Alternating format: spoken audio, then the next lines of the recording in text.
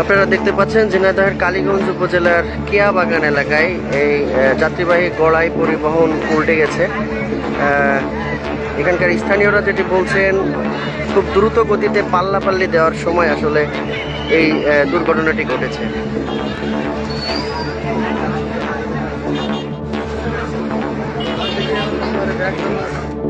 উপজেলার কিয়া বাগান যশোর ঝিনাইদহ যে মহাসড়ক, সেই মহাসড়কের পাশে একটি পুকুরে যাত্রীবাহী গড়াই পরিবহনের একটি